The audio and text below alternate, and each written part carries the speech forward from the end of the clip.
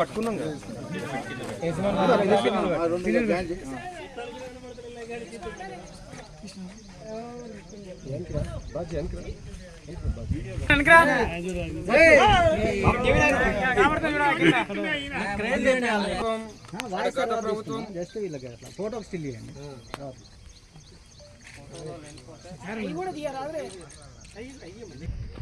గత బీఆర్ఎస్ ప్రభుత్వం పేద ప్రజల కోసం జియో నెంబర్ 5859 కింద ఎవరైతే పేదలు చాలా కాలం నుంచి ఏదైనా ప్రభుత్వ భూమిలో ఇల్లు కట్టుకొని ఉంటే వాళ్ళకు రెగ్యులరైజ్ చేయడం కోసమని 150 గజాల లోపైతే జియో నెంబర్ 58 కింద అని 150 గజాలు మించితే 250 గజాల లోపైతే జియో నెంబర్ 59 కింద అనేది రెగ్యులరైజ్ చేసుకోవచ్చు అనేది ఒక స్కీమ్ పెట్టారు.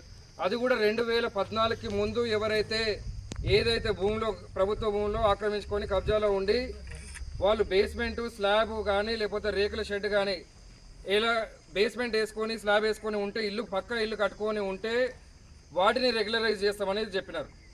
అయితే ఇక్కడున్న మాజీ మంత్రి అంటే జగదీశ్వర్ రెడ్డి అనుచరులు ఈ సర్వే నెంబర్ 126 కుడకుడాలో ఉన్న సర్వే నెంబర్ కానీ ఇంకా సూర్యాపేటలో వివిధ సర్వే నెంబర్లలో ఇల్లు లేని దగ్గర ఫోటోషాప్లు మార్ఫింగ్లు చేసి ఇల్లు ఉన్నట్టు సృష్టించి 2013లోనే అయితే 91, 92లో పుట్టిన వాళ్ళు కూడా 2013లోనే ఈ అడవిలో ఇదంతా అప్పుడు అడవి ఉంటుండే ఈ అడవిలో అప్పుడే ఇల్లు కట్టుకున్నట్టు వాళ్ళకు 19 ఏళ్ళు ఉన్నప్పుడే 20 ఏళ్ళు ఉన్నప్పుడే ఇక్కడ ఇల్లు కట్టుకున్నట్టు ఫోటోషాప్లు మార్ఫింగ్లు చేసి దీనికి పంచాయత్ సెక్రటరీ కూడా అప్పట్లో వీడియో అంటుండే విలేజ్ డెవలప్మెంట్ ఆఫీసర్ అని. అయితే 2013లో ఉన్న పంచాయత్ సెక్రటరీ సంతకం కాకుండా 2013 తర్వాత వచ్చిన రాజశేఖర్ రెడ్డి అనే ఒక పంచాయత్ సెక్రటరీ వీడియో ఎవరైతే ఉన్నారో ఆయన సంతకంతో కొన్నిటిపైన అయితే ఇంకా ఫోర్జరీ చేసి సంతకాలు ఫోర్జరీయే డేట్లు ఫోర్జరీయే మీ సేవలో ఒకటే రోజు అన్నీ అప్లై చేసినారు అందరు ఎంతమంది ఉన్నారో అంతమంది. అయితే అదే కాకుండా ఇందులో అతిపెద్ద తప్పిదం ఏంటంటే వీళ్ళు చేసింది ఇక్కడున్న నాయకులు ఎవరెవరైతే కనిపిస్తున్నారో ప్రతి నాయకుడు కూడా 200 గజాలు కానీ 250 గజాలు కానీ 400 గజాలు కానీ 1000 గజాలు కానీ 1900 గజాలు కూడా చేసుకున్నారు. అంటే దీంట్లో ఏదైనా రెగ్యులరైజ్ చేయాలన్నప్పుడు ఆర్ఐ వచ్చి ఫీల్డ్ వెరిఫికేషన్ చేసి దానిపైన ఒక రిపోర్ట్ ఇస్తే దాన్ని ఎంఆర్ఓ గారు యాక్సెప్ట్ చేస్తారు. ఎంఆర్ఓ గారు మళ్ళీ దాన్ని వెరిఫై చేసి ఆర్డీఓ గారికి పంపితే ఆర్డీఓ గారు చైర్మన్ ఉంటారు ఆర్డీఓ గారికి పంపితే ఆర్డీఓ గారు దీన్ని పరిశీలించి కలెక్టర్ గారికి పంపుతారు. ఒకవేళ ఇందులో ఎక్కడ కూడా ఆర్ఐ సంతకం మాత్రం ఎక్కడ కూడా లేదు. అది కాకుండా ఎంఆర్ఓ గారు కానీ ఆర్డీఓ గారు కానీ ఆర్డీఓ జగదీష్ రెడ్డి అని ఉంటుండే ఆయన కానీ ఆయన తర్వాత ఉన్న కలెక్టర్ ఎవరైతే వెంకట్రావు అనే కలెక్టర్ ఉన్నాడో జగదీశ్వర్ రెడ్డి బినామీగా లేకపోతే జగదీశ్వర్ రెడ్డి సూచనల మేర ఇదంతా కూడా సూత్రధారి జగదీశ్వర్ రెడ్డి అయితే దీనికి మేజర్ పాత్ర పోషించింది కలెక్టర్ పి వెంకట్రావు అనే లఫూట్ గారు కూడా ప్రపంచంలో కూడా ఎవడు ఉన్నాడు అనుకుంటా. వాడు కలెక్టర్ అనేది చెప్పుకోవడానికి కాకుండా ఇట్లాంటి దందాలు చేయడానికి మాత్రమే వాడు సూటబుల్ ఉన్నాడు.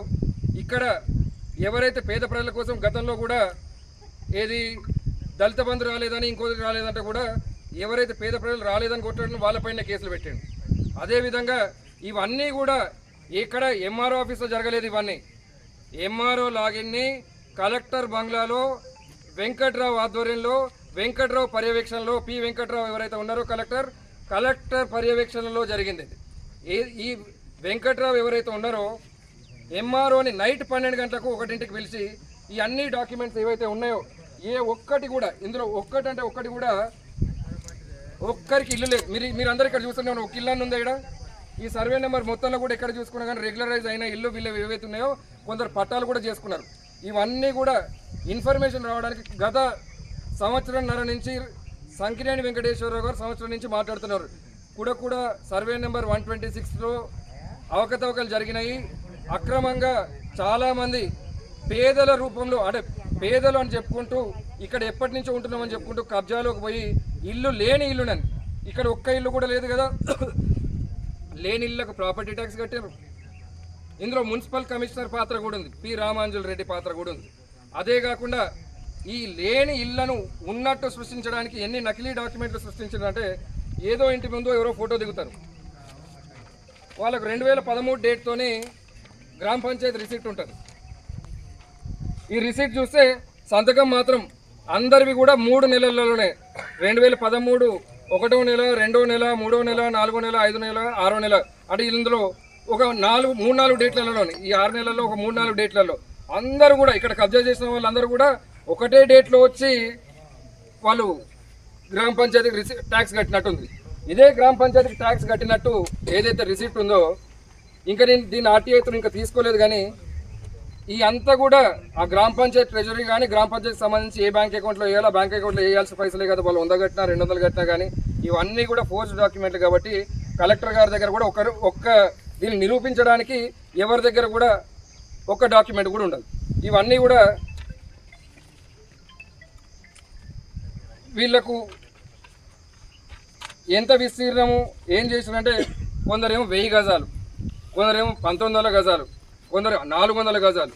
జియో నెంబర్ 58 ప్రకారము ఎవరు కూడా వాళ్ళ ల్యాండ్ ఏదైతే రెగ్యులరైజ్ అవుతుందో, వాళ్ళ ఇల్లు ఏదైతే రెగ్యులరైజ్ అవుతుందో ఆ ఇంటిని అమ్మడానికి వీల్లేదు. కానీ ఇట్లా అమ్మడానికి వీలు లేకుండా ఉంటుందని చెప్పి జియో నెంబర్ 59లో కూడా 120 గజాలు ఉన్న వాళ్ళు కూడా 59లో కూడా చేసుకున్నారు, 150 గజాలు ఉన్న వాళ్ళు కూడా 59లో చేసుకున్నారు. ఎందుకు అంటే దీన్ని ఈ ఖాళీ జాగాని మళ్ళీ అమ్మడం గురించే ఈ గుట్ట వెనుక కనిపిస్తున్న గుట్ట ఏదైతే ఉందో ఈ గుట్టను కూడా మొత్తం తొలగించి సుమారు ఎకరం 4 కోట్ల రూపాయలు విలువ చేసే భూమి ఇక్కడ. దీన్ని ఇక్కడ లోకల్గా ఉన్న గుర్రం సత్యనారాయణ రెడ్డి అనే అతను కూడా అతని అనుచరుల పైన అతని చుట్టాల పేర్ల పైన 700 గజాలు 500 గజాలు ఆయన డ్రైవర్కి సంబంధించిన పేరు పైన కానీ ఇంకా వాళ్ళ డ్రైవర్ అయితే ఫోటోషాపే చేసి ఆ ఇల్లు ఎక్కడుందో ఆయన ఎక్కడుందో తెలియదు. ఇంకొందరు అయితే ఇల్లు లేని దగ్గర ఇల్లుని తీసుకొచ్చి పెట్టినట్టు, లేకపోతే ఏమీ లేని దగ్గర ఏదో ఒక డాక్యుమెంట్ సృష్టించి పెట్టినట్టు పెట్టారు. ఇక్కడ ఇంకొంతమంది పోలీస్ అధికారులు ఉన్నారు, ఎంపీటీసీలు ఉన్నారు, జెడ్పీటీసీలు ఉన్నారు, వార్డు మెంబర్లు ఉన్నారు, ఇంకా పైగా వాళ్ళు ఏమంటారు రేషన్ షాప్ డీలర్లు కూడా ఉన్నారు.